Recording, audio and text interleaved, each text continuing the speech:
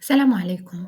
كنا في ألسنتنا في اللسان عندنا حب الله والرسول صلى الله عليه وسلم، ما كاينش هذا اللي ما تيبغيش الله والرسول، ولكن الحال ما تيشبهش القول.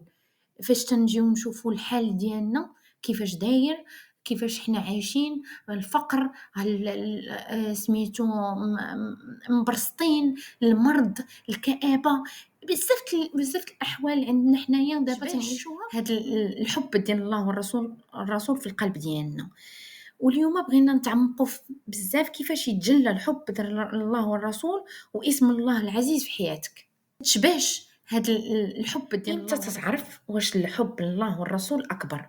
هي عندما تتعارض المصلحه ديالك اليوميه مع الرسول، مع السنه، مع القران والسنه. وفي هاد الحالة تتذوق حلاوة الإيمان، فاش تتختار القرآن والسنة، يعني في أي موقف في حياتك جات عندك جارتك وبديتو تهضروا، وشوية بديتو تهضروا على وحدة أخرى، هنا فين غتبان لك واش تتبغي الله وتبغي الرسول. قال لك لا، ما خصكش ديري الغيبة، خاصني نوقف ونسكت، ولا لا سمحي لي ما نهضروش فيها. هنا هذا هما لي زاكت اللي تيكونوا تيبينوا لك انك راه تتبغي الله وتتبغي الرسول. باغ اكزومبل، واحد صاحبك جا قال لك كاينه واحد الهمزه، راه غادي تبيعوا شي دابا راه ولات بزاف، تبيعوا شي برودوي وتبيعوه غالي وانتم شاريوه رخيص وتتربحوا بزاف. وهنا لا، غتقول ليه لا، انا ما خصنيش نبيع اكثر من القياس، خصنيش نفوت الحد اللي موصي به الله والرسول. هذه حب الله وحب الرسول صلى الله عليه وسلم. هنا فين تتجلى في ايام، في الكوتيديان، في الحياه اليوميه ديالنا. و- وهنا فين تذوق حلاوه الايمان. وتتجي واحد الايه في القران تت تتعطينا الحل. شنو هو الحل؟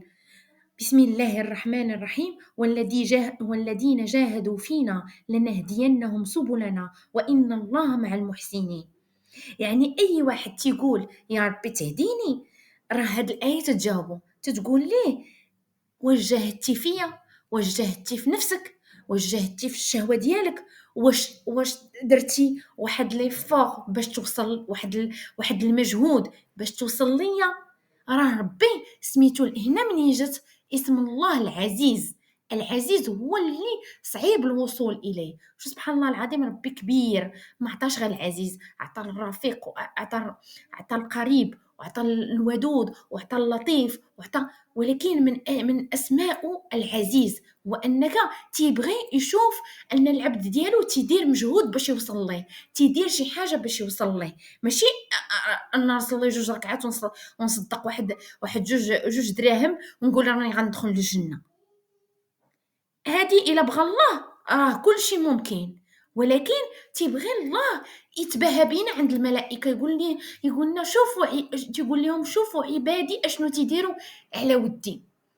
يعني ربي تيبغينا لهاديك الدرجه اللي تيبغي اننا يشوفنا اننا تنديروا مجهود باش نوصلوا ليه.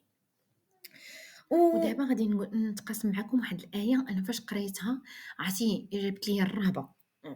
بسم الله الرحمن الرحيم: قل إن كان آباؤكم وأبناؤكم وإخوانكم وأزواجكم وعشيرتكم وأموال اقترفتموها وتجارة تخشون كسادها ومساكين ترضونها أحب إليكم من الله ورسوله وجهاد في سبيله فتربصوا حتى يأتي الله بأمره والله لا يهدي القوم الفاسقين. سورة التوبة آية 24. عرفتي هادي راه تدير فينا الرهبه، حيت حنا اصلا في الدنيا كامل، وسورتو في هاد الايام الاخيره ولينا تنشوفوا الديور والفلوس والولاد والوالدين.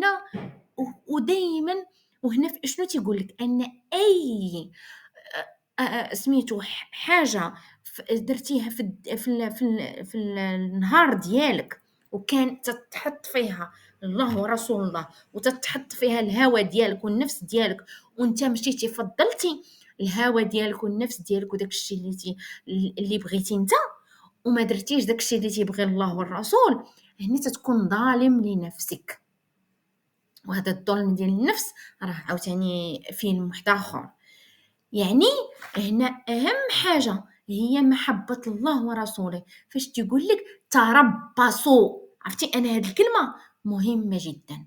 وآخر ما أقول أستغفر الله وأتوب إليه، وأشهد أن لا إله إلا الله ولا حول ولا قوة لنا إلا بالله العلي العظيم.